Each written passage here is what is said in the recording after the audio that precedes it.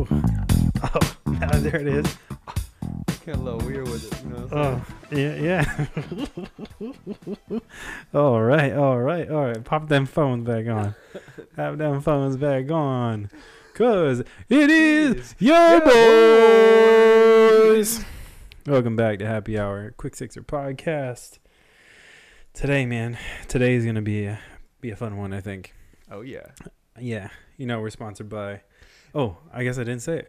We're Oh. sponsored by your boys at Lagunitas. The boys. Lagunitas. Wait. Lagunitas. You know Oh, I shit. got that. Hold on. I'm just gonna give him the full preview. Go ahead for it. Man, we got that Lagunitas IPA. We got that Ooh. Hazy Wonder IPA. Oh, I got that little I guess something it's hazy. Yeah, it's IPA. Ooh, Unfiltered, you know what I'm And, saying? Just like us, we unfiltered, you know what I'm saying? unfiltered as fuck. All right, Drew. What do you think? Right or left hand? Oh, dude. Oh, you gonna switch it up on me? Let me get that right hand real quick. Let me get that Oh right shit! hand. All right, we going Hazy Even Wonder switch today. 'em. We going Hazy Wonder. I got that hazy No, too. it's backwards for you. You can't. You just. Oh, really?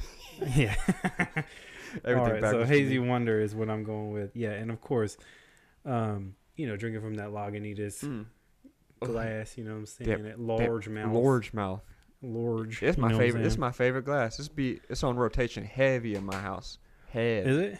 I love it. Mm-hmm. And it's not a bottle, but I will be popping that bottle with that, Oh yeah, Ooh, soon enough. ooh. Soon enough. that Lagunitas We'll joint. go ahead and get you that ASMR look real quick. I'll get it. Oh, you know that special hold on. sound. Let's see. Ooh. Oh, that's our favorite. Ooh. That's our favorite. I'm gonna go ahead and that. pour that for you, Look boy. at that. I scooched out. That's nice, huh? Uh huh. Ooh, this hazy. That You know, nice this little drops. Go ahead and tell me about your beer real quick before I tell you about mine. Okay. Well, this is that Lagunitas Hazy Wonder. Mm-hmm. And I actually have the page of it pulled up right now. 'cause Oh, I wanna please talk about tell it. me. I know. It says ferment full of fabulous Sabro, Citra, and Cashmere and Comet hops. Smooth tropical fruitiness. It's a 6.0. Ooh. It says slightly bitter, densely hazy phenomena that's strangely light in the mouthfeel, keeping you satiated and still coming back for more. And I gotta say, this is the second time I bought this beer, Uh-huh. and straight up the first time I almost drank the whole 6-pack in like one day. Oh, like within an hour. Like Oh, I was like, damn, you just you throwing it. love this stuff. It's just good. It's smooth. I'm gonna get you that smooth. Ooh. You know, I've been looking forward to this. Tell me about yours real quick. I Then we're gonna give some roll calls real quick. Oh, did you tell me the alcohol content of yours? 6.0. All right, this is that little something hazy, Ooh. unfiltered, right there. Oh, You got your dogs on there. You know Yeah. you know how they advertise their 12 packs or 6 packs like a gang of 12 or like whatever. You ever seen those boxes? It's crazy. It's funny. I'm gonna go ahead and hit you the alcohol content though real quick, because this is it's very curious how it is unfiltered. You know what I'm saying? I think it's probably gonna be higher than it normally is. Oh, they secretive. Oh no, they not. Oh, secretive as hell. 7.2. Oh, Is got that a what you heavy 7.2. Oh no, That's not a breeze. That's gonna be funny for me in about 10 minutes, 15 minutes. They got. Bruh. Oh, I got some specs for you. Got a ABV of 7 right Oh, here. you on got okay. on the website. Yeah. Little something hazy. Yeah, is it what you got got? a little something hazy. You know what I'm saying? Okay, yeah. And Drew it's got a the limit. 7. Here's the thing. It's a limited release. So if you're trying to get that good hazy unfiltered, you're gonna Go have ahead to and check get it there. out right now. You know Go what ahead I'm and saying? get there. I will Yeah. say this. You know, I popped into Vines to get this, get a couple different kinds of Lagunitas to Yeah. see if I could taste them. Bruh, sold out. Like you can't find like little singles of Lagunitas. You can't find like. No. I saw a mixed pack. Like they were selling a mixed pack of Lagunitas, and I was like, "Ooh, let me check that out." Went all the way to the back, couldn't see nothing, cause you know why? Shit. The boys took them. Everybody's trying to get some Lagunitas. Bitches, you know what I'm saying? But I love that, supporting that Lagunitas. So speaking of supporting that Lagunitas, they were kind enough to send us. They've been sponsors in the past, but they're kind enough to send us these dope shirts, Lagunitas little something. Thumbnail, you know what I'm saying? You know what I'm saying? I love this. This is actually, I think, one of my favorite shirts that we've ever gotten. It feels like more like produced. Feels broken in. Yeah, you know what I'm saying? It's like they thought about it. I mean, I don't know if you noticed, but it's got like decal or like logo shit on the front and the back. Like, yeah, and it's pretty got sick. design all the way down. It's like not just a square. Like they thought about it. You know what I'm saying? Yeah. And it's I really nice like too. that vintage green, that That army fade look, green. You know what I'm saying? Ooh, love that. You know, like I've been to war. Oh, You know what I'm in the saying? war with these beers, you know what I'm saying? Yeah, straight In up. the war with this alcohol. You know? So It's an uphill battle. it's bruh, it's an uphill battle. We keep falling down. So speaking of Lagunitas, though, Go ahead. we gotta thank the homies. Yeah. We're gonna give you a quick little rundown of what Lagunitas is all about. So, like we said, from Petaluma, California, that's up like close to the bay, or I guess the bay. I guess you could say Okay. pretty close. You know, we not geographers. We don't Nah, really know. bro. I ain't no geographies. You know what I'm saying? Geographies is not my thing. So, started by Tony McGee. Yeah. It's named after. It was originally started in Forest Hills, California, which is a place. The town next door is called Lagunitas. Yeah. So he was like, "Oh, that's a dope That's name. dope. I'm gonna use Go that." ahead and take it. Yeah. So, shout out to Tony for starting this shit. 93, bruh. 6 years old when that shit happened. So Yeah. what up? Yeah, but we also need to shout out the homies, you know. So for this particular round of swag that we got, we shout out the homie Sarah Jane Wiseman. She's the new beer fairy of Lagunitas, hooking up anybody that you know. I guess I don't know what the criteria is. Yeah. If you need some beer, you know what I'm saying? Yeah. And Stacy Ship, who's the senior manager of marketing operations, she kind of hooked us up with Sarah Jane, and we gotta give a shout out to the old homie Michelle. Novacell. She's the previous beer fairy. No, she moved up. She doing something else. So shout out to the homies. I mean, we can go a quick little story about Lagunitas. Go ahead. Drew's talked about it before, but happiest day of my life, maybe. Oh my god. No. Happiest day of my sponsored beer life. So Michelle had hooked it up and sent us down to her Lagunitas distributor down in where was that? I don't remember. Like, I don't know. It was some like. It was like industry. It was like an industry, like City of Industry. That's what it is. Yeah, City of Industry. And I was like, all right, cool. Had no idea what we were getting. And drove down there early as fuck with my little Honda Civic. And I was like, oh man, I don't know what, I got this slip, or here's my name and like here's what I'm from. And the distributor people gave me a slip. And they're like, all right, well, we'll have somebody bring your order out around back. And I was like, oh, cool. A couple, like a case or whatever, case of beer or whatever. Nah. So Michelle hooked it up. I walk outside and this motherfucker is driving a forklift with a pallet full of beer to my car. I was like, boy about to piss his pants. He didn't know what to do. I was like, this is all for me? Or is there somebody else coming? And they're like, nah. And I was like, all right, cool. Well, let me clear out this trunk, Yeah. Let me go ahead so I can fill it all the way up. Yeah. So I clear out the trunk, and then I was like, gonna help the dude, and he's like, nah. You can't help me do this. This is labor and shit. And I was like, bro, I'm just getting this shit loaded for me too. God damn. Like, what is going on right here? And so this dude loads my car, and I was so happy about it. I called Drew on the ride to work, because I told you this early. So I was riding to work, and your boy blew a red light, and $500 ticket And I'm telling you, I'm talking to Drew on headphones, and my smile was from ear to ear. Bruh. You know how they Ear to sent you ear. on the ticket, like a week later or however long, they Yeah. send you a picture of yourself. And Yep. Pat got his picture with his ticket. And bruh, this is the funniest thing in the world. Like, I know exactly what's going on in his head right now. His smile. His dumbass running a red light. He was so happy. I mean, keep in mind, it is super early. So there was nobody on the road. But He couldn't think straight. I couldn't. I was just like, oh my God. And I thought, I mean, it was yellow, and then it turned red right when I was passing it. That's why it flashed me. Yeah. But still. And then it turned out to be, how many, was it like 168 beers? It's like how that many sounds about right. It was like 8 cases or some shit. It was Yeah. crazy. It filled the whole trunk. So maybe I'll put out a picture on Yeah. our Instagram or something about this. And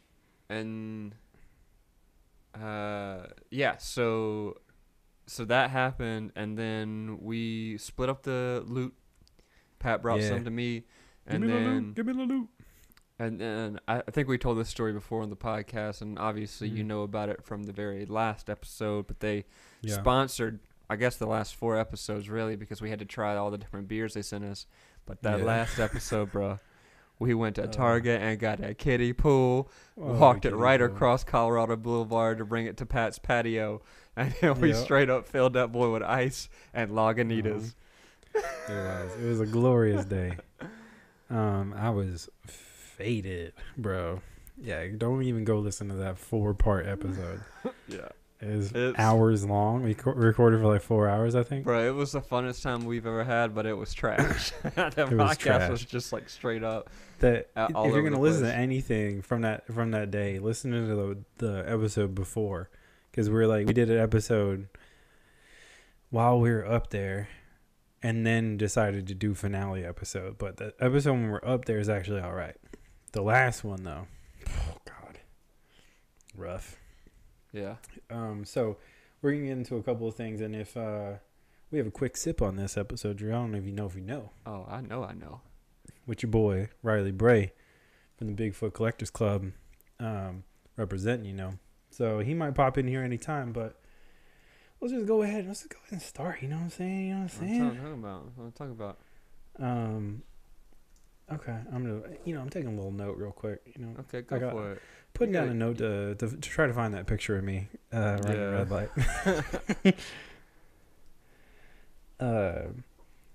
So, how is your unfiltered? It's good, man. I was a little nervous about it because I guess I should, learn about the stuff that I'm drinking. But you know what? Your boy good. Put yours up to this camera. I want to see the color variant. Yeah, yours looks a little dark. Just looks like it looks a little darker, but mine got more bubblies in there. It might just be the cameras. Yeah, you got more light in your shit too. It's early in the day when you use that. So anyway, we're talking about a few random things throughout the week, and I was watching. I think on last episode I talked about this, about what we were watching, what we were playing, and I told you I'd watched the newest season of Pen 15, right? Yeah, it's on Hulu. Mm-hmm. So anyways, I was watching that, and Pen 15 is a show about 2 girls in middle school, and it just so happens to line up with the exact year and the exact grade that I was in those grades in that age. Yeah. So, and it's true to form. Okay, I'm talking the music, the fashion, the everything that's going on is pure early 2000s, like 1999, 2000, that area, right? And I don't know if you know, but Spotify put out there a full playlist of what everything is on there, like in that episode. Oh, sick. I like that. Yeah. Or in that season. And it got me thinking. I listened to the shit. I was like, man, this shit's banging. Yeah, I don't even care. And got me thinking about, I was like, damn, bro. There is some, it's weird to say it, but there's some hits. Some bangers. Some bangers, some would say. Yeah. But not in the way where you're like, this is my favorite song ever. Uh-huh. But like, All right, I'll give you for instance. Go ahead. For instance, here goes. Backstreet Boys' "Backstreet's Back" song. Slaps. Right? Bruh, But, pop like, music back then, like pop those boy music bands, was at a peak. it was at my a dude. peak for sure. Yeah, for sure. And I'm talking like, all right, so it was that, and nowadays it's kind of like funny, but like fun at the same time to hear. Bruh, that kind if of it shit. goes like, up in a club, people still sing it. Like Oh, go people will crazy. still like. I mean, obviously not clubs now, but like Yeah, right yeah. before COVID, you go in a club, and Backstreet Back comes on, people will go nuts. it hits. You know what I'm saying? Yeah. But I was thinking, well, you know that the end of, what is that? This is the end. The Seth Rogen in that movie Mhm. when and spoilers, they all die, and eventually go to heaven, and guess who's there? Motherfucking Backstreet Boys. Mhm. And I swear to God, I laughed so hard out loud in a theater that people stared at me because this shit was so fucking funny. Yeah.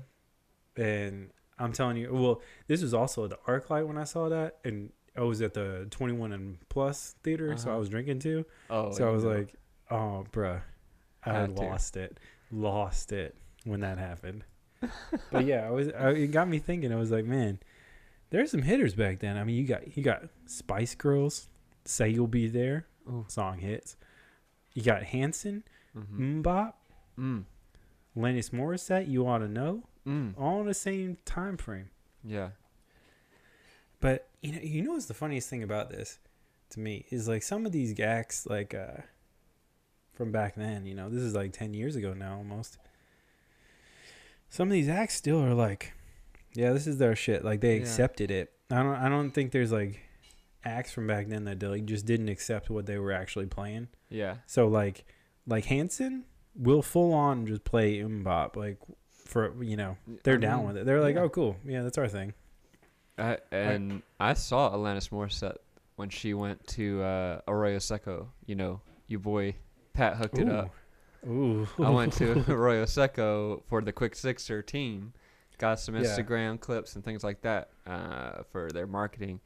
And saw Alanis Morissette. And you know what she was playing? Them bangers. You know what she was happy about? Them bangers. Bruh. Like, I'm telling she you was what right digging now. it. Yeah, I saw her last year before COVID happened. She was at Music Fest down in Memphis. And I was pumped. I was like, man, this is going to be sick, And it was sick. Like, and she would have some beers on stage. I was like, damn, I could get down with Alanis. You know what I'm saying? Your boy was sitting there like, I want you to know. Bro, you be turning into something else. You know what I'm saying? You be moving weird. Like, yeah. Bro, we gonna have some copyright issues. Oh, shit. We about to get taken down right now. Cease and desist, bro. I know. We gotta get them song right. You know what I'm saying? You know what I'm saying? Well, speaking of bangers, I got a banger of a guest for this quick sip. Do you mind if I let him in? Can we talk to Bro, go ahead and let my boy Riley Bray in. Here he comes. My boy coming in right now. It's the dude. This the dude right here.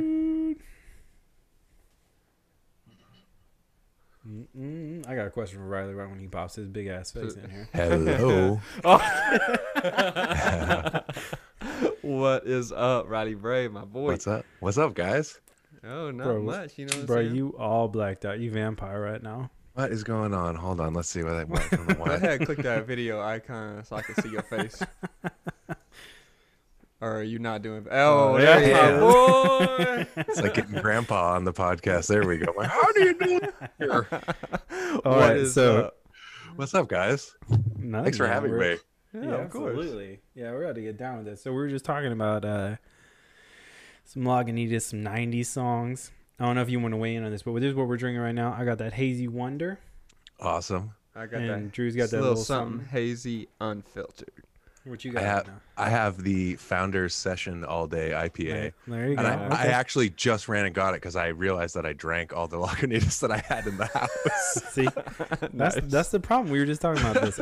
I told Drew I bought a 6-pack of this, And I was like, oh, we should do a Lagunitas episode. And then I drank it all. So it was like, I was like, fuck. Well, what are we going to do? You know, it goes too quick. But we were talking about 90s songs and how they still slap. Yeah. Oh, yeah. So like, specifically ones like, Backstreet Boys, Backstreet's Back. Sure. Slaps. Mm-hmm. Undeniably. Yeah. Spice Girls, Say You'll Be There. Slaps. Uh-huh. You know? Baby One More Time, maybe. Ooh. Yeah. Ooh. Mm-hmm. Ooh. Britney We still were just got talking it. about, man. like, poor Brit, indeed. Poor Pop Britney. music back then. Pop music back then just worked. Like, Yeah. I don't know if it was because of our generation or because of how old we were, but like pop music was at a peak, Mm-hmm. and all those songs slap. We were talking about seeing Alanis Morissette and talk about how she just like when she plays her old bangers, she's like into it, still moving, still grinding. Like she's like, Ooh, grinding, bro. oh, grinding. She You know, knows you Nicki grinding the Minaj. stage. You know what I'm saying? Hey, do you think? Oh, this is a question for it. Do you think you said it would maybe be our generation? Do you think like K-pop is that for people now? I think so. Yeah. I mean, K-pop is huge all over the world. It's one of Right? like the biggest Yeah. genres right now. I think we just are getting old. That's all. And so Yeah. you gotta keep Bro. up. Why you That's all guys? it comes No, down bro. to. I'm not fucking. No, nah, bro. You can't get me. I can't get behind K-pop. I really can't. I mean, like, I can't tell what's going on. I don't know, bro. It's a very confusing time for me. You on your I don't own. know. I'm getting into Really it. am. I'm gonna Really start. I'm a TikTok. I'm gonna listen to K-pop.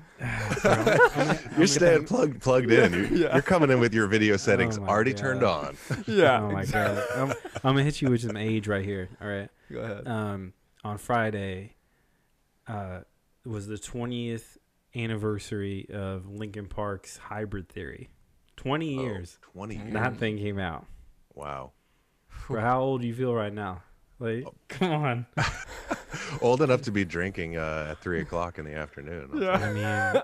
I mean, Look, this we is talked normal. about this in previous episodes. Riley, That is it's normal. for Don't me, be bro. acting like you don't grab a beer at 3:30. No, that's what I'm saying. Yes, I just happened to also be on a Zoom Like, podcast with you Yeah, guys. yeah. You know, we just, we're just tapped into your life right now. It's all right. Time doesn't mean anything anymore now. No, There's no. no days. There's no time. We just are existing at this point. Well, Way Riley, of the pandemic. to Yeah. catch you Yes, up a sir. little bit, so obviously this episode is sponsored by Lagunitas, Mhm. and I know you was telling me that you had a special relationship with them or you worked with them. What's that all about? So I've worked on their video crew for 2 shoots. I don't know if you guys have ever been to their brewery, but it's like this beautiful, amazing kind of campus facility. They have an awesome bar, obviously, and like fantastic food.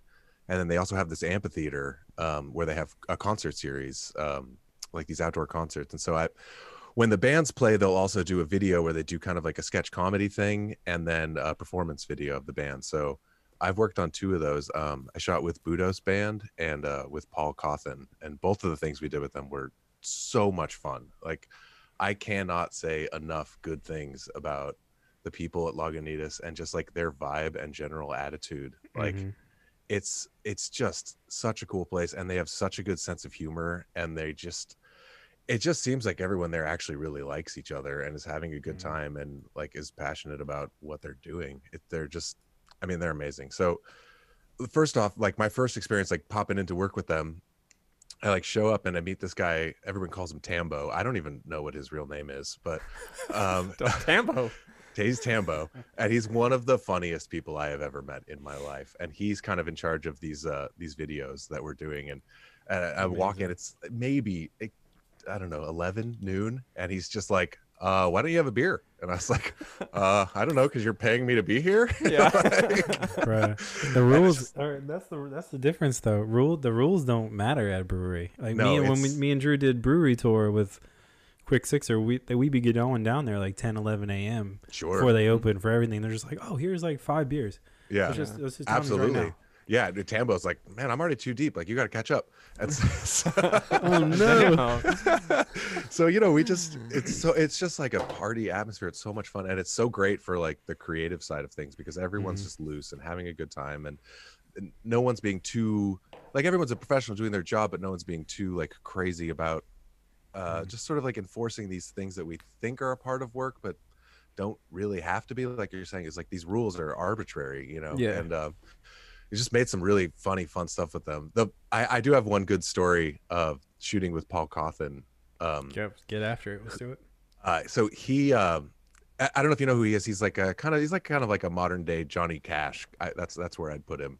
Kind of in the like Western vibe with that kind of like Man in Black kind of edge to him. Okay. He's great, and he's also hilarious. So we'd come up with this thing for him where we were gonna have him do a promo ad. I sent it to you guys for Coffins, because he often gets called Paul Coffin. And so we were like, oh, this is like a funny, like, let's lean into this. So we did this shoot with him where he's he's doing all these one-liners that Tambo and Austin Nelson is another guy that I work with on the Lagunitas shoots. So shout out Austin, he's amazing. But anyway, so we come up with all these ridiculous one-liners about how he wants to like earn their business and just stuff like that, like bad one-liner jokes. And we got it all ready for him. And then right before the shoot, we're all set. We've set up a terrible green screen because that's part of it. And love it. We start hearing rumors. We're like, oh, Paul's running late. Like, this might be really tight. So just like everybody be super ready for Paul. Like when Paul gets here, just be on point, be ready to go. And then word starts floating around.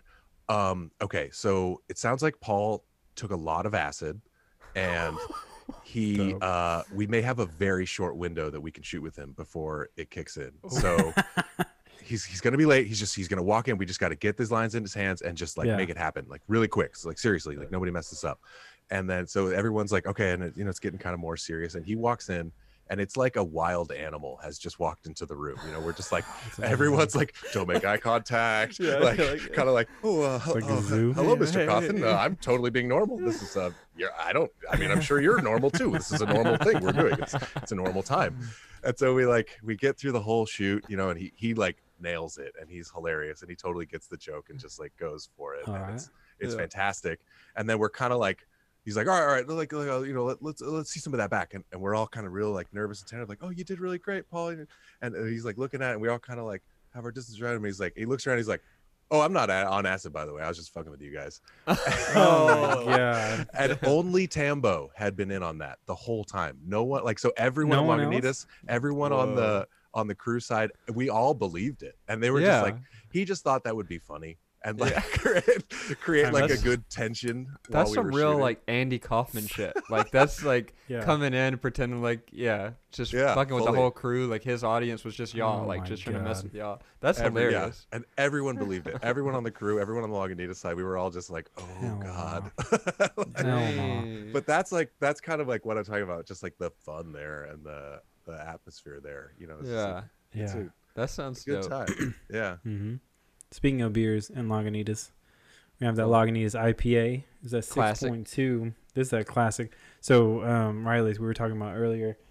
I happened to get this red light ticket because we got so much Lagunitas. We got to go pick it up from their distributor, right? Awesome, yeah. And they happened to bring it out on a forklift. And filled my trunk, and I got so excited I called Drew. This is like 8 a.m, maybe earlier, and I ran a red light. It was like a $500 ticket. Oh my god! But the grin on my face was ear to ear, and it was because I had a fucking ton, like hundreds of beers in my trunk, and I was just so excited. Are you talking about on like a red light camera photo? Yeah. Is that? Oh my god! The one that comes back to you in like a week after you did the So the worst part don't even care. No, the worst part about it was, so my wife opened the mail, right? Mm-hmm. And she's like, why are you so happy in this? And I was like, and I just looked over at the corner of the room, and there's just cases of beer in the corner of the room. And she's like, That's great. Yeah.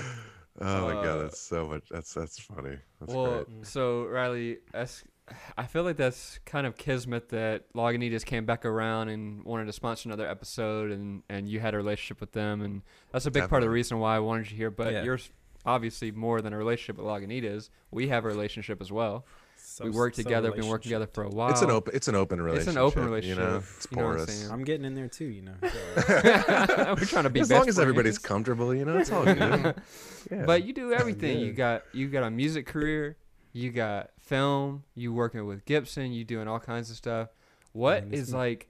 So, I feel like most of your film career kind of stemmed from your knowledge of music and your producing and all that stuff. Am I reading into that? You're correct. Yeah.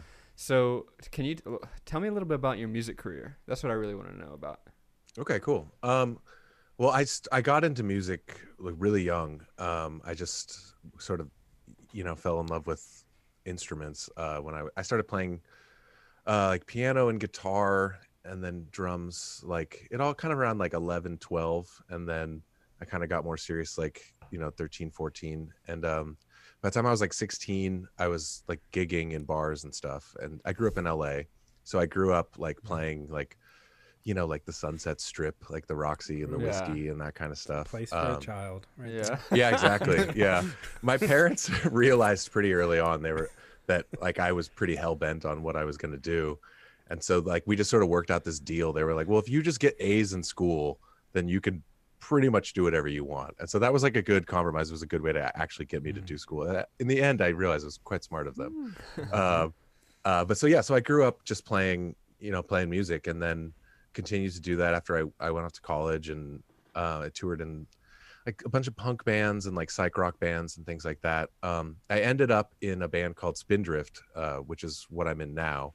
And that's like it's like a psychedelic Western kind of thing. We all dress up like cowboys, and we play this kind of like Western music that's inspired by like old spaghetti Western scores. You guys know what spaghetti Western is, yeah? The Italian Westerns of the 60s. Oh yeah.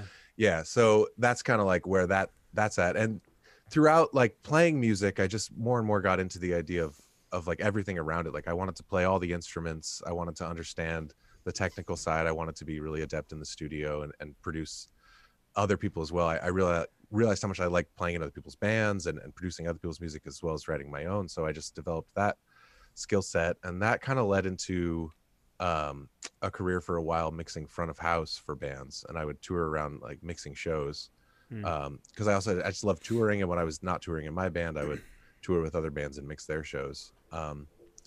That all just kind of like that led to me to Gibson, which is they sponsored a band I used to be in that's now defunct that was called the Golden Ghosts. And Gibson is what really opened up like the film side of everything for me. They kind of got interested in producing more video content, and I they didn't really have anyone to do like sound, and I've always toured with a camera. Like I just like taking pictures, so I sort of knew my way around a camera. And the other thing about like music is, and like mixing and producing and everything, is there's a lot of just like fake it till you make it, just sort of like confidence. Like the first show that I mixed, I was like wildly unqualified to be there, but I was just like, yeah, it's fine. Like I can, it's preamps. I got this. And so that led me over into the film side, where I started out sort of doing mostly audio and maybe just babysitting a camera. And then, I just learned my way around the cameras, learned lighting. I learned a lot from old Drew over here, to be quite honest. Yeah. Let you know a little tip. Just the faking it till you make it. It's pretty much how life universal. Happens. Yeah. And so, Bruh, so I know both. Like Pat started producing like TV shows and stuff like that, and he started as a PA and was moving up. And like when he would tell me when he would promote or move to a better gig or something like that, I'd be like, "Bro, do you even know what you doing?" No. Straight up. When I moved to LA, I didn't even have an apartment until I like hit Nevada. Like I didn't have a place to stay at all. I love it. And I was like, all right, I'll just fucking live in my car. Yeah. I didn't care. But I mean, that's how you get things done. That's how you get anywhere. And you realize that everyone that has gotten to these positions has done and is continuing to do like pretty much the same thing. Like no one really knows what they're doing. No. You can be as prepared for anything as you can, but when the moment comes, and it's just about, doing what you need to do to get the thing done. Yeah. And Riley, I'm sure. Oh, go ahead. I was gonna say it's either you live up to the expectation or you end up being the president. It's I feel like what happens. you like as soon as you like this, Riley, when we set up for a Gibson shoot or whatever, we have it all lit and done perfectly, and all of a sudden the subject wants to stand instead of sit, or like and it just fucks everything up. Like, but that whole feeling of like not really knowing what you're doing, like I said, universal, and I feel like that. I probably not now when I go into a set just because of the experience, but like, I mean, moving up to any kind of position or doing like, okay, you're the DP of this shooter, you're got to do this. I go on set, I'm like, like what? Wait, what? Wait, Yeah. what do you want to do? It's amazing how fast that moment passes, though, the more that you do it, and that is where you are like truly competent, and you should be there. It's just like a lot of it's just your own self-doubt, just like, oh, I don't know this. There's so many more people that know it's better. And once you get your hands moving and you start working, it's like it just comes, and that's where like the real that's where the real competency is. That's also what I feel. And also, like, besides the fact of not feeling like you don't know what's going on, you also like feel like at any moment you're gonna get found out. Like, you're gonna be at your client or the person above you is gonna be like, what the hell? Like, why are you even here? That keeps you on your toes, keeps you honest, keeps things moving. I feel so. Honest is not the word. You mentioned something I'm really curious about, because you said you used to tour with a lot of bands and you did mixing and all that stuff, like, and especially with your band now. And I saw you and you guys rock, and it was sick. Like, I could see like your fan base, like they it seemed like everybody. It's such a weird kind of genre to like try and push to like, because it's just, I mean, there's nothing mainstream about it or whatever. No. But like as soon as you go into the room and it fills the room, the music comes in, it's like there's a vibe, and people like when I experienced it for myself when I saw you guys downtown, it's like it fills the room, the vibe's there, everybody's digging it, and like you're like, why, there should be more people here. And of course, you guys were touring and everything, and you were even on tour right when COVID hit. Yes, like you were going on. How many dates did you have? Oh, I don't remember. It was like a lot, two or 3 week tour, something like that. Yeah. We that was really like such a surreal, bizarre experience. Like, we played in Seattle, like right when all the news was about Seattle, and like my family's calling me and telling me not to go, and it's just like we were in an album release cycle that ended up getting delayed and is finally coming out early next year. But like, that was a trip, man. We played Seattle was like a ghost town, and it was really strange. Like, we were in that venue with like the venue owners and like pretty much just like the other bands and their friends. Like, there was no one and just all sitting around kind of like having a meal. Like, this feels like the band playing on the Titanic right now. We're just like waiting for that moment. Like, and we discussed it as such, and we're like, this is like kind of like maybe our last hurrah for a while. We all really felt it coming. And the whole time we were debating, like, do we cancel the next show? Do we cancel the next show? Do we cancel the next show?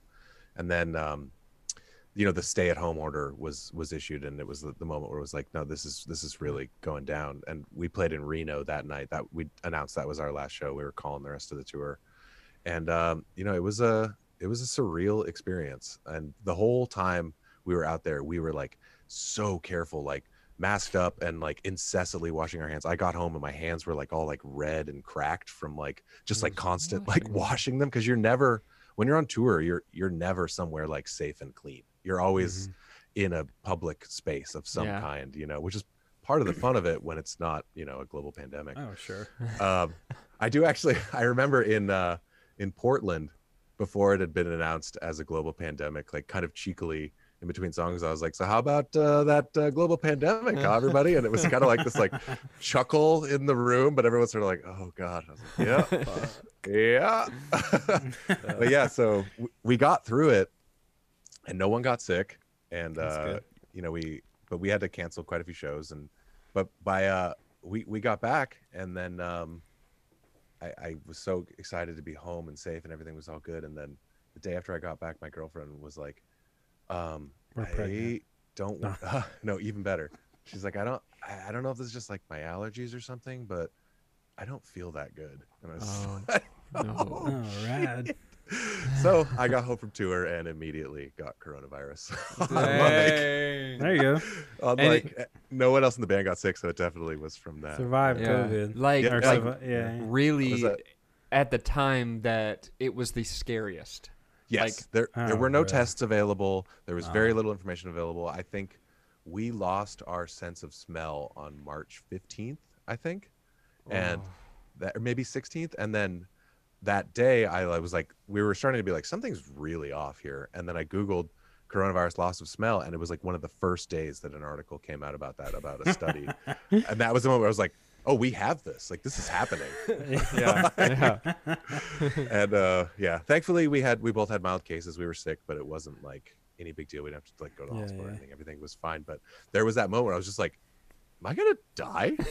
Yeah, dude. I mean, seriously. That's Like, no on the news, it information. felt like that. Yeah, no information, no tests available. We just stayed home for like 3 weeks. Fuck, bro. Yeah, Fuck. it was wild. Tested positive for antibodies a few months later to confirm. There you it. go. Yeah, but There you go. Gain them that was antibodies. truly one of the strangest tours of my life. And then, Yeah. like I said, we were in an album release cycle. So we did an album that I co-produced with Jello Biafra from the Dead Kennedys, and he's putting it out on his label Alternative Tentacles, which is like hugely exciting for us. He's like a hero to me, Yeah. like total punk Mm-hmm. rock hero. And we were getting set to go. Things were going off to the vinyl plants. Everything was happening. And so we released the record to college radio. And so it's starting to get, because we're out on tour, and it's it's charting on college radio. It's doing really well. Everything's going great. And then it's just like coronavirus hits, vinyl plants shut down, label goes into a holding pattern.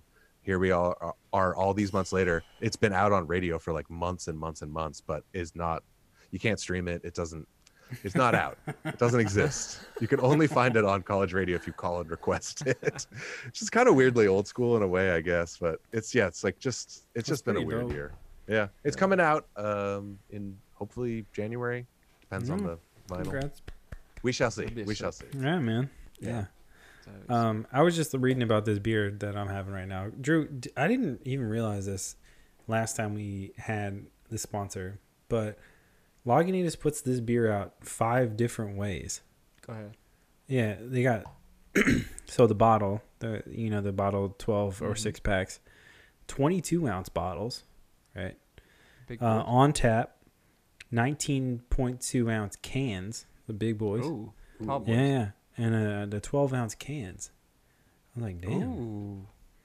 this is just Bruh, like the you All know- can for them, IPAs huh? is like that's a serious game. Oh yeah, yeah. Getting But in loose. their bio, it says like the homie Tony McGee. This is like the thing that set it out. Like he said, this is gonna be my career type of deal when he came up with this beer. So Oh, this is like the one. This Yeah. is this the is the one. So like, cornerstone. yeah. This is the one that was like, this is where we start. Like, let's just get better from here. Yeah. So before you get on next story, I'm gonna ask you. Drew picked last time, but right or left hand? Left. You're a bastard. Okay. You could have another IPA. I have gone on the record to say that Lagunitas IPA is the IPA that pushed me Ooh. to that kind of beer. Me 'Cause I too. I Yeah. didn't like IPAs Really? before that. Actually, now that I think about it, me too. That's the first IPA I really was like, oh, I like this. Yeah. Yeah. Huh. I That's never nice. really thought about that. It's even nicer when you have like, the Lagunitas branded bottle Oh, opener. And, look at that. Oh, yeah. And the Lagunitas glass. gotta get that with a Lagunitas little glass. cup on the Oh, yeah. top. Classy. Just like at the brewery. I know, right? No, this is some stuff. So they sent us some, Riley, I don't know if you, we're actually going to do an unboxing. We started doing unboxings of stuff because people Oh, asked, people asked like, oh, so what does it look like when these people send you stuff? And I was like, Drew, we should probably do unboxings. And Drew was like, all right. And he's got the setup to do it. So he did an unboxing of these dope shirts they sent us. Cool. And some other ones that we got down the pipe. But this is from the last go. So not only did they send us, did they send us shirts, Drew? I don't remember. The first time? Yeah, No. I don't think it's they just did. the beers. beers. But then and they the sent us this stuff glass before. and yeah. Yeah. I don't remember what they sent us. I think it was this, and then like, Yeah. all those posters and shit. I'll post that eventually, Yeah. but. Oh yeah, they do great posters. Every one of their shows they do a poster for. They have super really sick. cool graphics. That their whole visual aesthetic's awesome. We were talking about that with these new shirts too. It's just like Mm-hmm. we're digging the whole vibe and like, yeah. Mm-hmm. Yeah, I mean, it's a lot of. I keep saying it. I can't say like enough good things about them. It's just like it's just a bunch of cool people who actually enjoy what they do, like having fun. And then So you know, that brewery too is a like scientific work of art too. Like I talk a lot about how like they're fun and they drink and they're cool, but like the brewing side of thing is taken very seriously, and there's a lot of like safety protocols involved, like crazy levels of like pressure and things going on. Like that facility, it looks like it's like for surviving on Mars or something. It's like it's a state of art. It really is, yeah. So those people aren't drunk, at least while they're working. Well, debatable. We actually, I was up there. You asked if we'd ever been. I drove by it, but it wasn't open at the time, and so we ended up going to Russian River, which is fairly close, Yeah. And but I was like, man, fuck. I think this might have been after they had sponsored, and I like had all the shit sitting at the house. I was like, man, I wish I could go check it out, but you're hyping it for me next time, What I'm saying? Oh yeah, man. When we get back to normal life and those shows start happening again, you guys have to go up for a show. It's just such a good time. This throuple that we got going right now. I wonder what their marketing team was thinking. Like they're like, you know what? People drink beer at concerts. Let's just throw concerts. Just have people come and drink our beer. I mean, I feel like that's like as simple as that, right? I mean, it's that, and I think a lot as much as they're just like, we like music. Yeah. Like how can we hang out at this place where we work that is so fun to be at and have bands come play for us? Because all the employees are hanging out for those shows. Like everyone's just chilling, like eating the best food, and everyone's just drinking beer. It's like such a vibe. You're such bumming me out. You're bumming me out so hard. I know. Oh man, like, you're telling me I miss people. I miss you. People. I miss you so much. I miss you. Literally, the first time you met, I miss you. I miss you.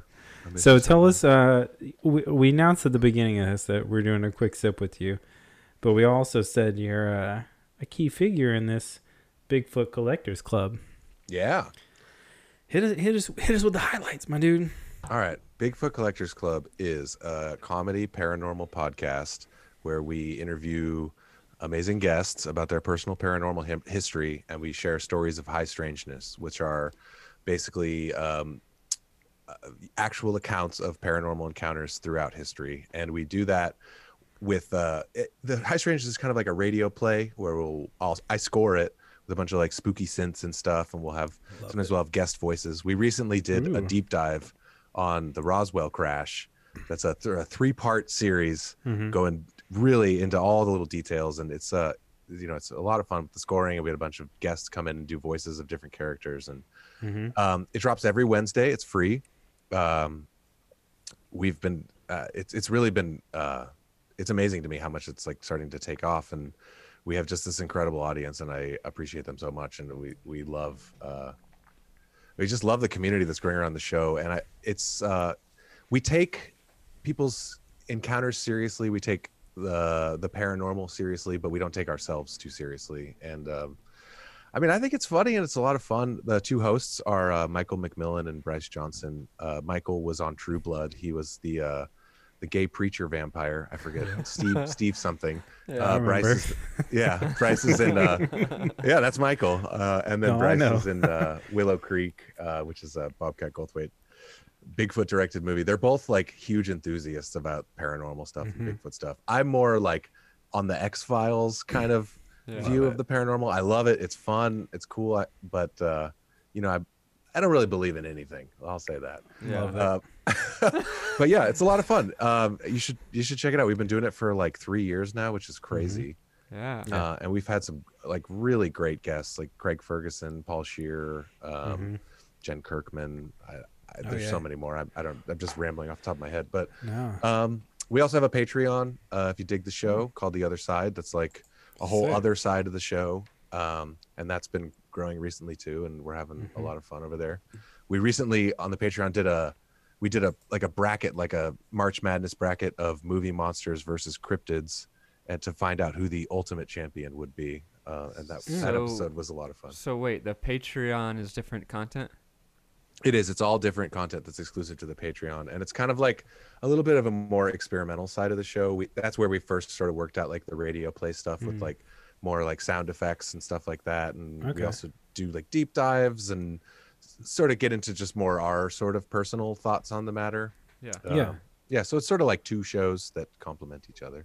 Cool. I just listened. So I'm not gonna lie. I listened to. You guys did an interview with Paranormal Pop Culture, the Den of Geeks. I listened to that interview. I was like, okay, I see what these guys are going for. And it's an hour long. I listened to this thing, I think last week. I was like, all right, just to get to see, I was like, who is this motherfucker I'm about to talk to? Yeah. Like talking to these randos, you know what I'm saying? Oh, I do. We do it every week. I love it. No, I love talking to randos. I do too. Man, making a show has been like such a sanity keeper for these times. Like just to meet some people and have a conversation every week and have some sort of sense of regularity to your life. It's helpful. Add alcohol to it, and then you're just like us. You know what I'm saying? I like this. This is a good addition. Right? Yeah. Yeah, you know. It's podcast fuel right here. That's right. Do you feel I'm wondering if it's just us because when we started it, you know, we was just drinking too much and all that stuff. Faded. Did you feel that when you were starting the podcast, that like as you progressed, you got better at like producing and got better at, you know, how you went about making it? Like how do you feel about that?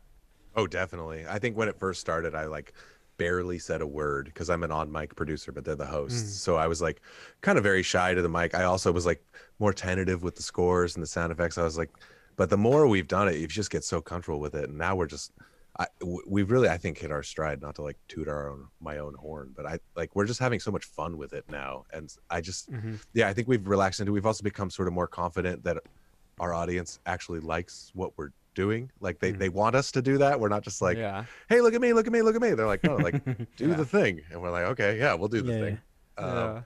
So yeah, I mean, it's become, really like relaxed and casual, but it's funny that like when you think about the people that actually watch the podcast and care about it, it's like, you don't think about that when you're just talking to some people over the internet, or we used to do it in a room, but then there's all these other people all over the world that want to engage with this thing, and like that's just so fun. It's so cool and modern, and it's, you know, it's just, especially in these times when community has been kind of like limited, like it's wild. It's a good feeling. It's cool.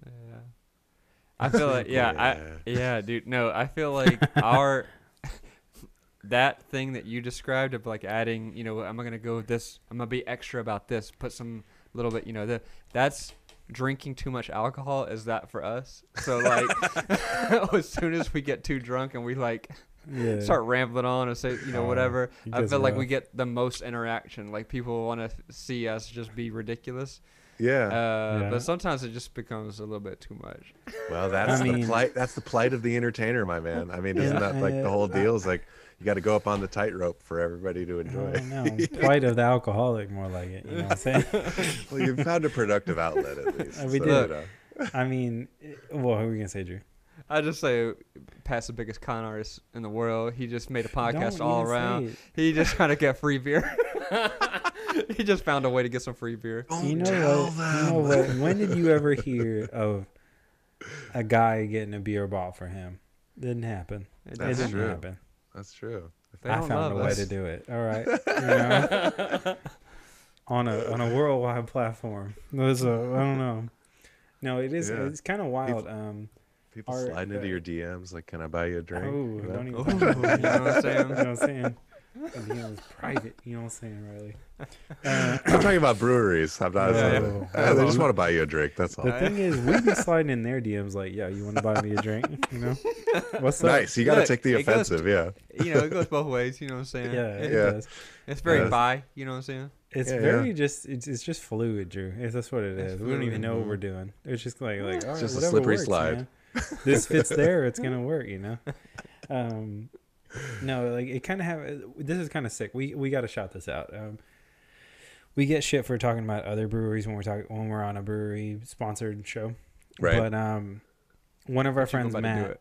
Yeah, we're about to do it. Sorry. One of our friends, Matt, decided to do a quarantine road trip right now, and he texted us last night, and I was like, "This is some bullshit." Like what he's texting us right now, but we did an episode.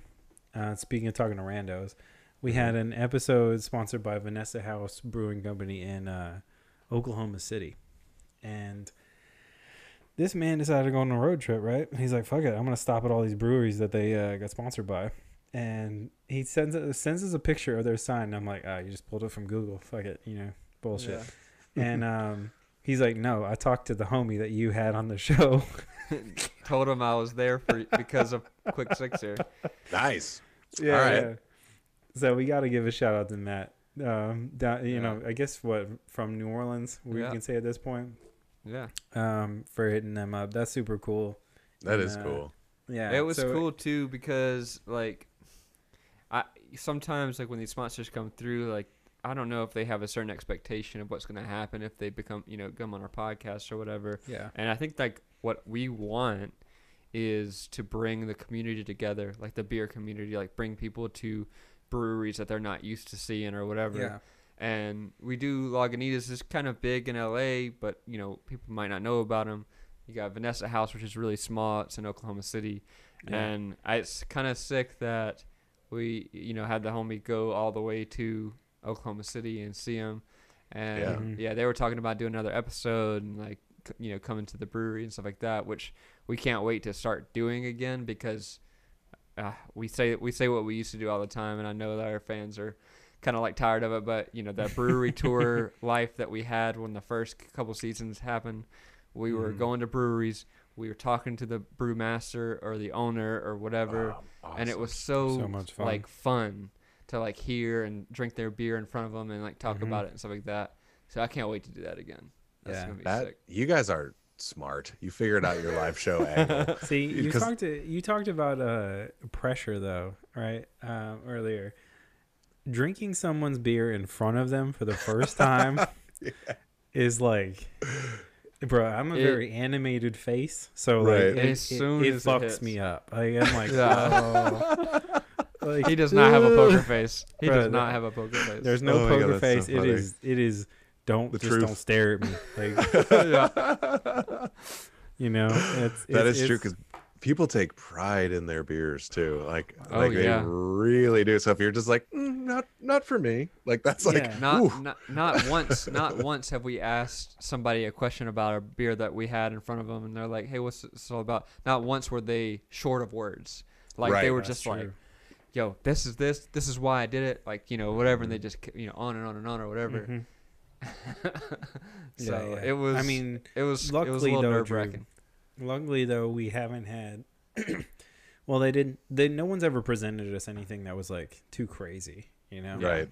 They were doing their their hits, their bangers. Yeah. They hit their bangers. It's like a festival set, you just play the hits. Just play the hits. I mean, but like occasionally though, like when we get these mail-in type sponsors, somebody will send us some shit that's like 18, 12, 13%. Right. And I'm like, bruh. You're trying to kill us? We're trying to do a podcast. We have to talk. Like one of our favorite breweries, McLeod, sent us Drew got it for me. Fuck. It was what the fuck was that? Drew was like 16, 17% or some shit. Yeah.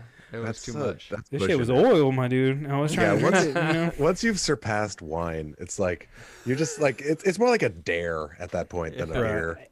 I was double dogged, you know what I'm saying? I took it all down. It took the whole hour, but I did it, Triple, I don't know what you have to do too. Like triple dogs. I don't know. Yeah. But that shit. By the end I was like, bruh, I think I said it in the episode, Drew. I was like, man, I think I'm fucked up. Like, like, and it was the only beer I had the whole day. I was like, oh god, like. Ugh. Isn't that weird though? Like when you have a set amount of beers that you can go through before you do something stupid. I Right. brought And 4 in the room today. you know what I'm talking about? You know, I got I'm gonna same. be faded, but I mean, whatever. Not only do I got 4 in the room, but I got Iris over here taking a nap while I'm doing a Aw. podcast. Oh, bro, We sleepy got- as hell. Damn old donk hanging off the couch. Look, ain't it? Look, Dang old don't big worry about ass her. cat. Damn. she having a good time. Don't worry Yeah. about Damn old brown and black looking at. her. She just that 2-tone brown girl. Damn 2-tone Crayola box bitch ass. Why you checking my cat right You're really feeling that cat, yeah. Nah, Riley, you don't know nothing about no Memphis Checkin, huh? You never heard about that, huh? No, I don't. Have you ever Enlighten toured me. in Memphis? Oh yeah, sure, yeah. Okay, course. okay. So I'm just gonna let you Go in on for it. this little this Memphis thing right now. So Checkin, like, go ahead and look this up. Maybe I'll send you a video. There's a good That'd be video even about better. it. Yeah. YouTube video. Checkin in Memphis is basically a form of one, I guess, respect, but at the same time, you're gonna get roasted so fucking hard. Okay. And it's just a way of life, kind of. You Yeah. kind of like grow up with it. And it's either you, in the video I'm going to send you, it's either you learn to deal with it and check back, or you get fail. offended and probably get in a fight with somebody. You Yeah. know what I'm saying? Okay, So, gotcha. yeah. So it's basically, I don't know. It's an art, my dude. Sounds like Yeah. it's a strengthening of character is what it sounds Oh, like. Yeah, It's you like, gotta I'm have the- tough skin. I got yeah, the you gotta learn strongest you gotta learn to character take then. it, you gotta learn to reflect it back just the right way, you know. Bro, I got the strongest character. I'm telling you right now. Look, I can see it. yeah. It's shining through my laptop No, no. screen. Oh, I love it. I love it. You know, you just. Oh, I knew y'all be best. As soon as I introduced y'all, I knew y'all be best. love you. Man. Anyway, me and Drew talk about this all the time. He's like, and I mean, it's not even just a thing. Like, my brother would just like fucking rattle off like 50 fucking text messages checking the shit out of me all day, like just for Yeah. 9 a.m. Like, hey, wake up, bitch. Like, Yeah. here we go. You about to get roasted. It's like, I don't know. It's like if someone had a machine gun and just was just shooting you, but it was all hate, you know? But then you gotta you're like, all right, well, I'm bulletproof. Here you go. Here's my machine gun. You know, that's Right. kind of like how you explain it, I guess. I don't know, Drew. It seems like That's it's like good. it's like it's maybe the bullets are hate, but they have little love tips. Oh, on it's them. love tip. It's like for sure. yeah, Yeah. love You love could- tipped hate. Like if you- you don't do that to somebody unless you have some kind of respect to them. That's what I mean. You know, Yeah, Yeah. I see what this Yeah. is here. We talked about this before. So Drew had just moved to Memphis, or not just moved, but he'd been there a minute, and me and him had just become friends. He was at one of my birthday parties. We Oh, talked about this in a God. previous episode. Okay. And, This is my worst story. I don't. Why you bring this I'm up? so excited. oh, it's so good. So Drew, we're all chilling, drinking or whatever, and my floor was a tri-level house. So you walk into the middle level, and there's a basement and an upper floor. Everyone kick it in the basement, right? And we're all drinking, and my friends started to check this shit out of Drew, like just bad, like bad. And it was the greatest. I mean, I was rolling because I was faded, you know. So Drew had brought his girlfriend at the time, and this girl goes, "Drew, aren't you gonna stick up for yourself?" That is the literal last thing you ever want to hear a woman From your say to you. You're just girlfriend. like, oh. And Drew just looks at her. He goes, "What? What am I?" And bro, that was the worst part. They were It like, was the nothing worst. lost for "Oh, words. can't stick up for yourself, oh bitch." Look, it got Like, even worse than that. Like, Crushed him afterwards. it got so bad. I was like, all right, fine. I picked one dude. Is like, I don't know. The one dude That was killing him hardest. that was killing me the hardest. And I picked him, and the boy had a striped shirt on.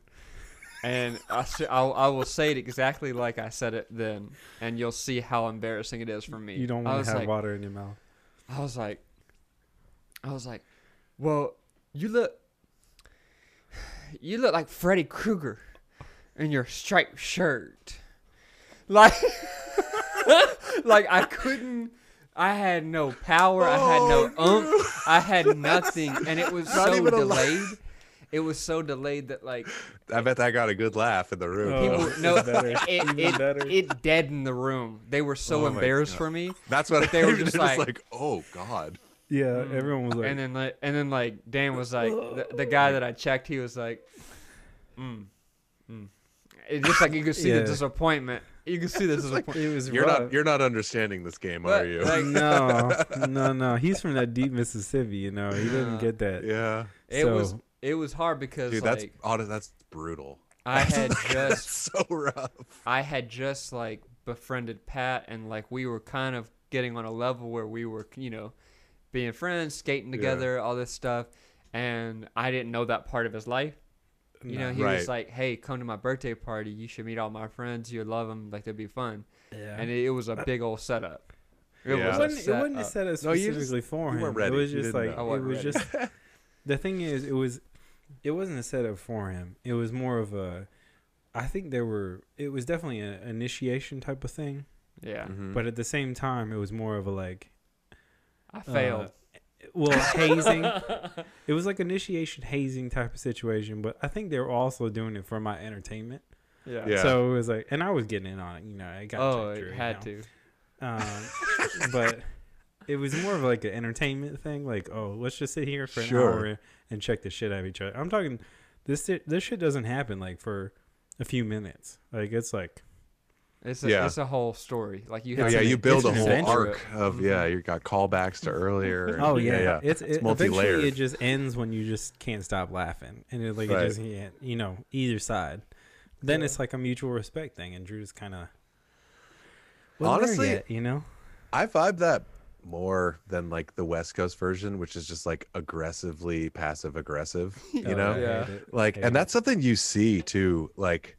Especially like in my earlier days touring when you would just like stay at random strangers' houses. Like in the South, there is a different way that people interact with each other that is like really refreshing. Like having grown up in LA and on the West Coast where everything is, I mean, it's like a cliche to even talk about, but it's like things are more like kind of like postured and kind of like, you know, everyone's like vibing, you know, and it's just that like that. I like the idea of friends checking each other. Like, I think it's good. And it makes you more prepared for the world. You know, you should be able to laugh at yourself, be able to take an insult, and then be able to say something just as cutting and funny right back. Like, that is good it's for an art. you. It's an art. It totally is, yeah. Yeah, I feel like it is definitely, like you said, Riley, like preparing for like all of the negative shit that's going to happen in your life. Yeah, and if you can brush that shit off with humor, you know, like that's the man. best weapon. Like that's the, especially like nowadays with all the insanity that's going on, like humor is like the weapon against like tyranny and idiocy. You know, it really is. That I will open another beer. Are you drinking the same beer, Riley, or is it different? Yeah, I just ran and grabbed a sixer. Okay. So, the quick sixer? Oh, shit. You grabbed the quick sixer? I did. I actually did grab a quick sixer. Oh, that quick promo. Open a quick sip. You like that? I love that. I'm a professional. I know what I'm doing. Oh man! So I just sent you a very detailed explanation YouTube video. Both of you guys. Got it. It's 8 minutes long. Go ahead and watch that. You're gonna get the full on what high school and middle school was like for people in Memphis. All right. Yeah, the funny thing about it is like what you said. It's a different vibe and a different like culture type of deal. It's I haven't experienced that outside of Memphis anywhere at all. So that's really a Memphis specific. Oh yeah. Like, If I hadn't heard the term ever before. Oh yeah, you can. But I mean, it's a hashtag. With the vibe. Really? It's Memphis Checkin is a hashtag. Yeah, everything's a hashtag. But I mean, there's people's Instagram accounts like built on it. Like it's kind of crazy. Wow, cool. I like that. Another little corner of America unturned. There you go. There you go. You're learning. He never fails to surprise me. Yeah. Home of the blues. Home of the checking your ass off. You know what I'm saying? So if you guys want to check me, you know, before we finish this. you're not ready yet. Oh, no. It's okay. All right. You're too pretty for that, you know. Oh, stop. Checking your ass. Well, I had to buy my own beer, so I don't know if I'm that. Oh. We bought this actually. So, funny story. Actually, here's our positive thing, Drew. Go ahead. So me and Drew, this new show, Happy Hour, is based around. We try to bring one positive aspect of life, like during this COVID bullshit, you know. Mm-hmm. So a lot of it has been like a lot of companies are partnered with the 1%, which donates like 1% of their profits towards what's it called, like social environmental. Nonprofit or So what? I know what you're talking about. Drew was talking a lot in the last past episodes about wildfires and all this shit that's happening in California. Mm-hmm. And Lagunitas has actually been supporting their efforts. Like I'm assuming with water, we didn't get really detailed about what they actually were doing, but that is literally the reason that they shut down their beer gifting program for this year because of wildfires. Wow. So yeah, they're supporting whatever way they can. I'm pretty sure it's, you know, water donation and probably like, you know, helping firemen and whatnot. So Yeah. Cheers to that. I mean, what a wildfire year, man. Cheers it's been to Lagunitas, I'll pay for a beer for that. You know what I'm saying? Hell yeah. But yeah, and we gave a shout out to, I don't know if, did you can I ask you, did you run into anybody named Sarah Jane, Stacy, or Michelle? Why were you there? I mean, almost definitely, but I am so bad at Okay. names. And so probably. I also, But you you don't know, have any. as I said, when I showed up, a beer was put into my hand. There you go. I met everyone that works there. Had a blast. suck. I'm sure I met all three of them, honestly, but it's hard to say. Okay. It seems like a very artist household type of situation. Beer in your hand is immediately as you get in the door. Lots of hugs. I don't know. It seems very, very similar to what my life has been forever. So we stay like that. You know what I'm saying? well, no. Yeah, I hear you, man. I'm here to have a good time. You know what I'm saying? That's all we're doing. I mean, if you're not having a good time, man, you just get your bitch ass out. What are you of doing? here, you know what I'm What do you like? I guess we should talk about. I think we should talk a little bit about their beer. And you talked about how cool they are and shit. So I'm pretty sure you can order their beer on their website. So it's pretty dope. Is it nationwide? Or is it just about LA? to find out. No, it's nationwide, my dude. I think it is. Yeah. It's nationwide. They have so many cool beers. Like, oh yeah. and like stuff. It's man, going up in their tasting room where they have like everything ready to go. Like, stuff that I've just like never tasted before. And I don't know a lot about beer. I wish I knew more, but they do something with hops that Look. I've never experienced before. Like, so, you know, like they have the hazies and I don't know shit about beer. Your audience is like rolling their eyes at me right now. No. They're probably not. I think they're more in it for like how stupid we are. Yeah. Okay, cool, good. I think they're but more yeah, I mean, they're you like don't understand fucking... how much we get called out for how stupid we are. Right. Okay, good. I don't know shit about beer, but these guys are like scientist artists with what they're doing over there. So many. I don't know. Also, oh man, I wish I had time when I ran out to get my quick sixer. But have you guys had their weed beer? No. What's it called? I don't know what they call it, but they have one that's like THC and one that's half CBD, half THC, and they have another one that's like a sparkling water just infused with hemp. So it's just like nothing. It's like drinking like the greatest La Croix flavor that could possibly exist, but it doesn't like do anything. It doesn't mess you up or whatever. But those are nice. I had a case of those when we were on tour once, and I was like, you just put those in between the beers to kind of like space the night out. Yeah. Awesome. But man, they're weed beers. Like, you want to talk about things that slap? God damn, those slap. They're so awesome. It's like perfect. Just like you just like work one of those in like after like 2 or 3 beers, just one, and then it's a perfect crossfade, not an uncomfortable one, just right, you know. Question. Really good. Question. Really good. If you have one of those beers, are you inclined, or do you feel like you should have another regular beer, or are you good for the night? I would usually follow that up with a regular beer. The problem with the weed brews is they're so good that I just like I finish one and I'm like, oh, I could do one more of those. I'm good. But like don't Don't. don't do it. Don't do it. Yeah. That's what So scares that's why you me. switch back. You switch back to another tasty beer, then you're good to When go. you sitting here putting weed in different things like beers or gummies or chocolates or whatever, or like little brownies, that's where it gets dangerous, because if it tastes good, you know, Right. you gonna get Especially as you're getting more inebriated and you're like, this is great. And then Yeah. caveman brain comes out and is like, more of that. yeah. Yeah. Oh my god. Bruh, So- I don't know what I would do.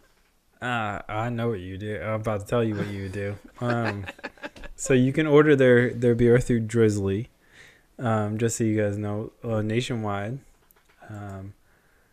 And I'll tell you what Drew would do. Drew told the story on last episode, but Drew got too excited about this beer that we were having.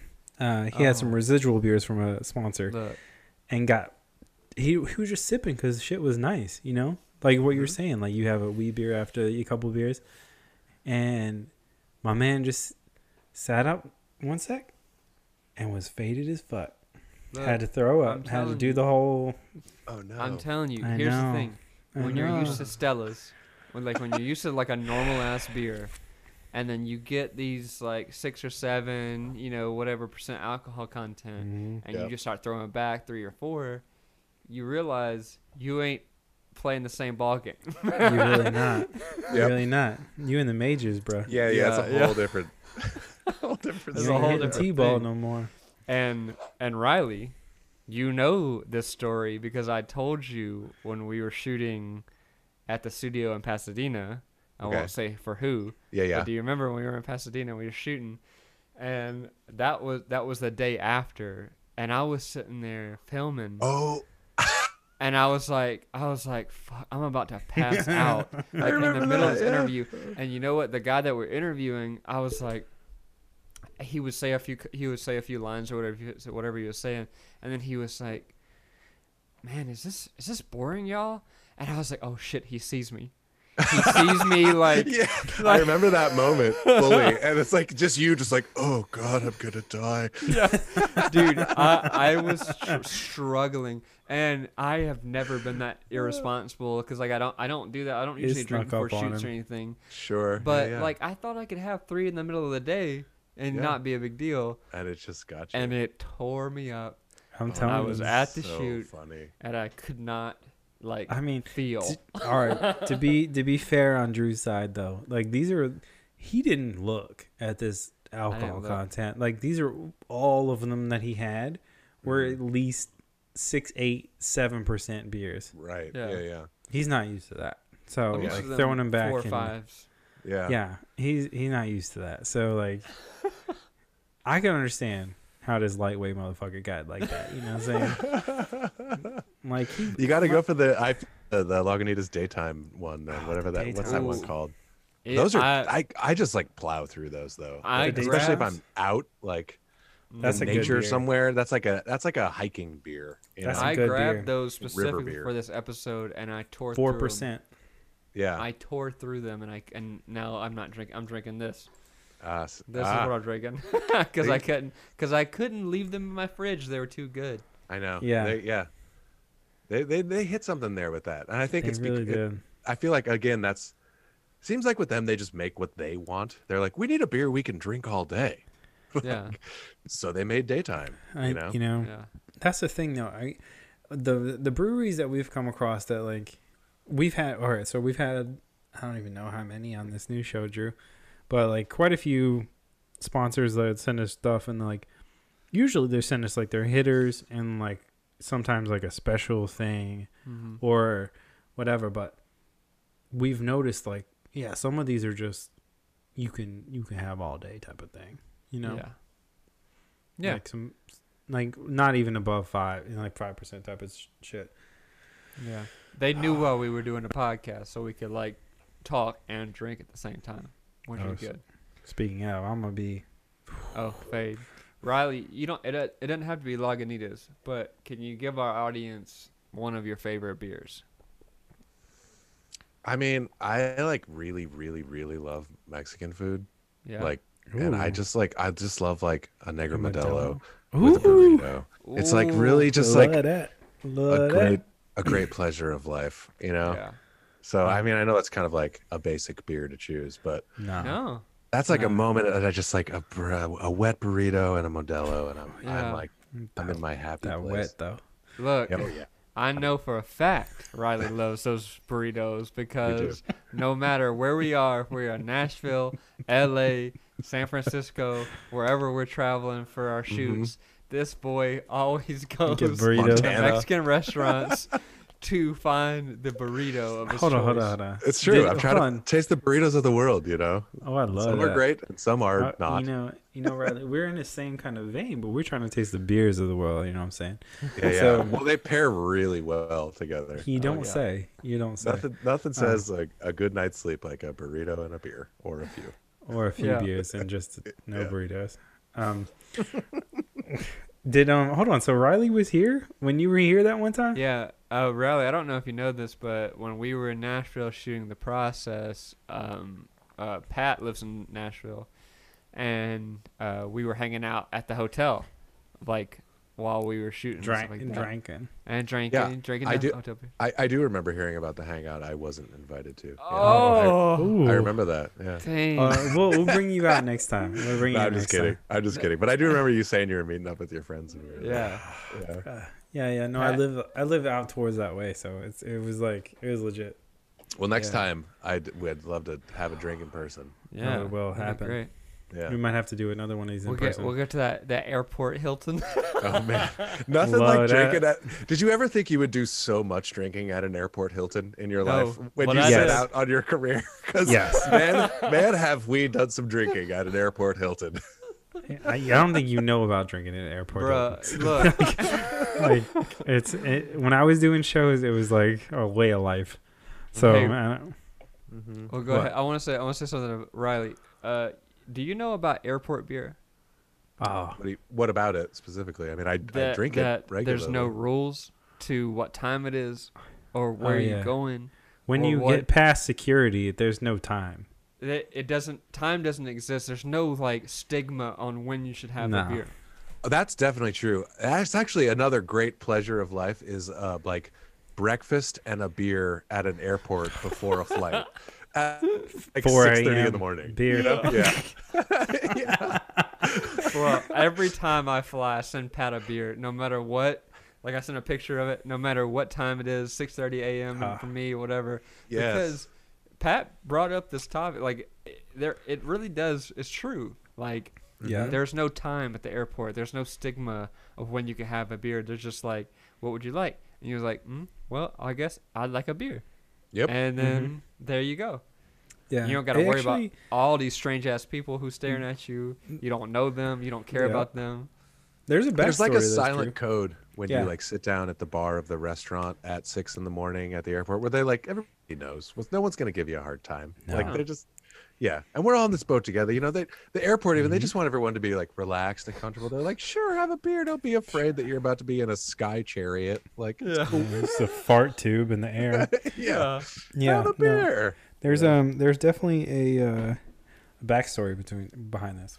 So, All right. my first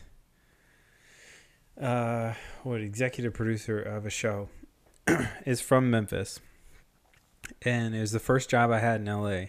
And of course, I want to be friends with her and learn from her and stuff like this. And so eventually, like, she invites like everybody from Memphis to her house and for like a party, but and stuff like once a year. Mm-hmm. And eventually, like, I started to get to know her and whatnot. They were Facebook friends and shit, right? And which doesn't mean anything, right? So at one point during my stay in California, she posts this thing where she's drinking at like probably just fucking 3 a.m. or something at an airport, 4 a.m, 5 a.m. Yeah. And I'm like says like, oh, time doesn't exist once you pass security. And I was like, huh, Ooh. Wait a minute. hold on. You know what? It really doesn't. Everybody in that shit is from a different time zone. You're just mixing colors, bro. You're trying to figure out what's going on. That palette is fucked. you know, or just get in there, have what you can, go where you're going. That's what it is. So that's where that comes from. So anytime Drew sends me a picture of beers at an airport, it's an automatic love. You know, it's like that automatic heart. You know, I'm like, love this, you know. And for his bachelor party, which was a mess. But I sent him and his boys. Drew wasn't even awake yet. And I was having beers with a biscuit, you know, in the Nashville airport, like a sausage biscuit and a beer. They got a brewery tap room in the airport for Fat Bottom Brewing Company here. So I'm like, I'm going to sit at this bar. You know, you said there's no judgment, but when you're the only one at the bar and you order more than one beverage, there was some judgment, my dude. A couple glances. I promise you, there's some. Oh, still Honey, thirsty. what are you doing? Honey, what are you doing right now? And I'm like, I'm getting drunk. Don't worry about it. I'm getting drunk right now. What are you doing? You're living your best life, is what you're doing. Right, my life has been to living the enjoy best. that flight. I don't remember that flight. You know, you have a beer before you had any water in the day. You're fucked. That's why I'll be flying Delta Comfort. You know what I'm saying? They can't question me. As soon as I get on the Comfort, they can judge the shit out of you. I promise you like, that. go ahead, bring it over. And the person next to me is just like, I don't care about you. Go ahead. Bruh, I'm telling you. So this bachelor party started out in New Orleans, and Drew just had his first anniversary, by the way. So congrats. Well done, Thanks. sir. Yeah, it started out in New Orleans, and we did a 3-stop tour: New Orleans, Memphis, Nashville, and oh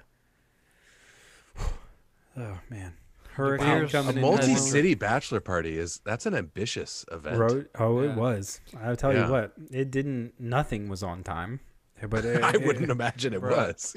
Yeah, except the hurricane that was on time for sure. Bro, I flew into New Orleans while there was a hurricane coming, and like half of the people that were coming to New Orleans were like, "Nah, I'll pass it." And I was like, "Yeah, well." I already had 2 beers. Like I was on the plane. Yeah. I had bought service so I could text people to tell them all this stuff. And I was like, MTS well, you know what? I don't give a fuck about that hurricane. Fuck Hurricane Karen. I don't care. I'm coming. You know, whatever. And then we get to New Orleans. Not only did like half of my bachelor party not come to New Orleans, but half of New Orleans wasn't in New Orleans. No. Right. Because they had heard that this hurricane was going to tear the levee down again. And like everybody was scared that it was going to flood the city. And I'm sitting here like, I'm getting drunk. Like, I'm seeing my friends. Luckily, I felt bad, dude. Here comes Hurricane Drew, man. Yeah. It came through. And, you know, the best part was me and Drew. So, shout out to Matt again. Matt is the homie that planned that section of the bachelor party. Yeah. And they basically shut down bourbon. So we're like, all right, what the fuck are we going to do? And he was like, oh, we'll go to these breweries. We'll go to this, but we'll go to this room or whatever.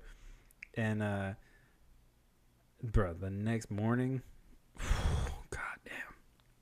Damn, the next morning, I was hungover. I mean, it's like fuck. per use. Like if you're gonna go hard like that, it's per use. You know. Well, I know, but you don't go hard and then do a road trip. Like, it doesn't. It was the multi-day excursion. Yeah, that's like what you're describing right now is like day 4 of tour, where you're just like, oh God, I'm not gonna survive this. Yeah.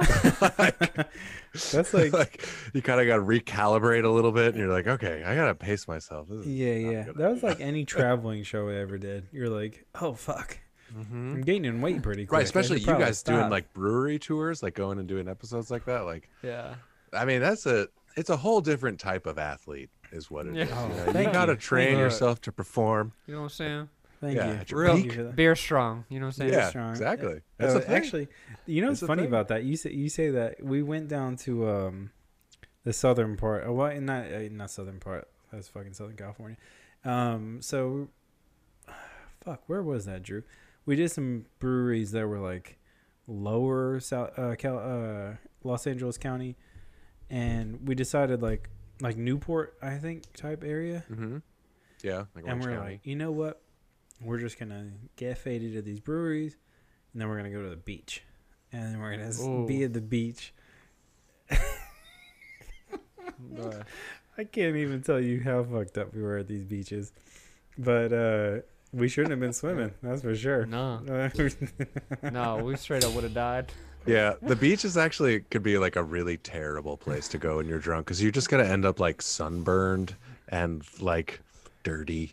Yeah. Just Well, like it seems like the best. Like it'll be so relaxing, but like you have no supplies. You don't have a towel. That's You don't have true. sunscreen. No, we did. End up in like we wet planned. jeans and No, like no. a bad farmer tan. No, we planned for it. We were like, you we're did? gonna get faded and go. Okay. But Oh, okay. the if you worst if you part- plan before the fade, then this is a different story. The worst problem part, is getting though- in the water.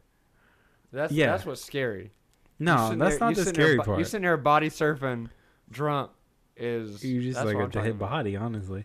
Just but- sitting in the I mean, Weight it's like pushing a your body shoulders. washing in. You know, undertow taking you in. like No, you okay, know what to you know, do. go ahead. You know, Cool. no. The worst part was like no, I guess it wasn't the worst part. The thinking behind it was, all right, if we go swimming, we'll get more sober because it's working out. We're gonna sweat. Mm-hmm. That was the thinking.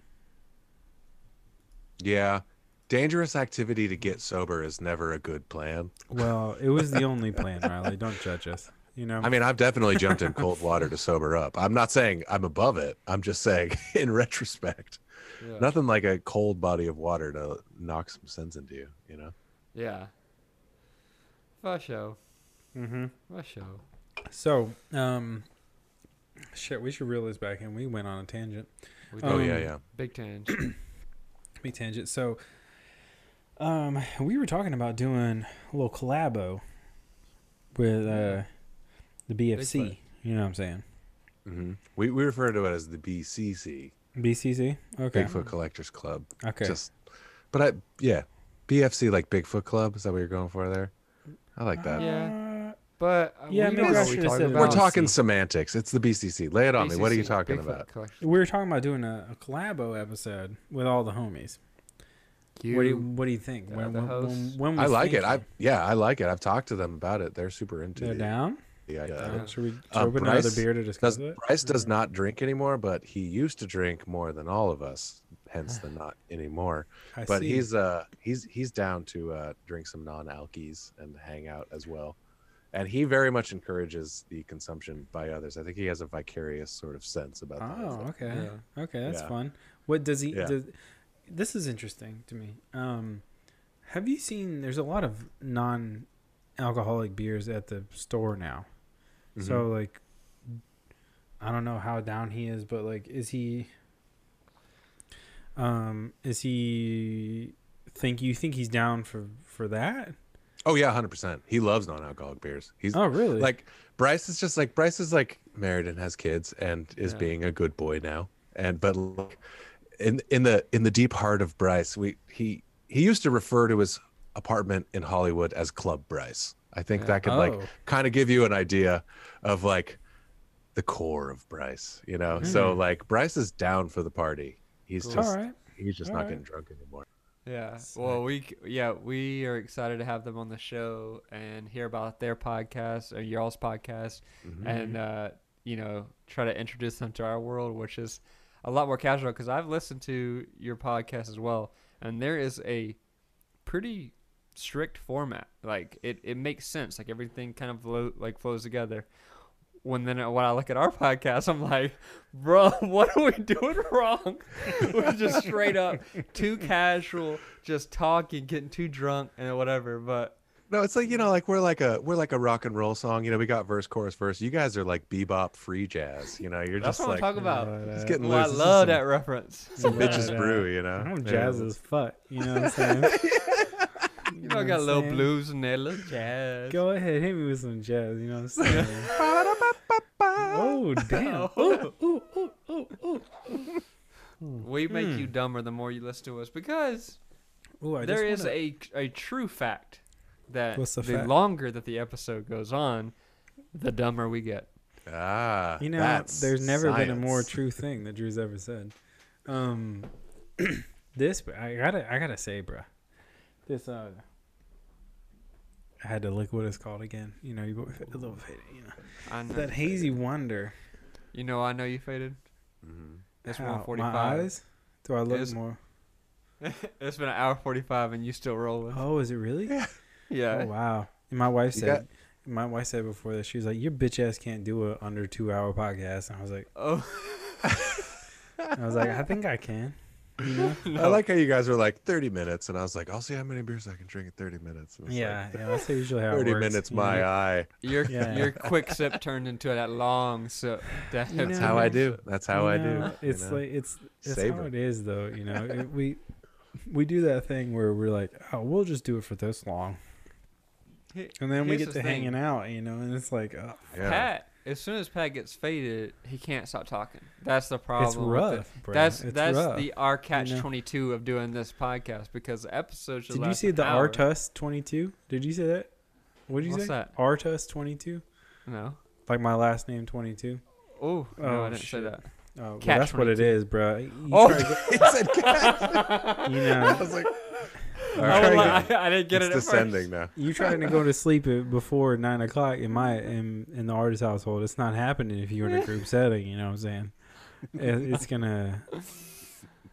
Bro, Oh, bro. I'm telling you right now, you having some deep ass conversations every night of your damn life. Like, Damn. Love that. Love no, that. you don't love that, bro. I mean, You never when you been a go part when of you an go artist deep conversation with your when aunt nothing on some makes bullshit, sense. you're like, what the fuck is this?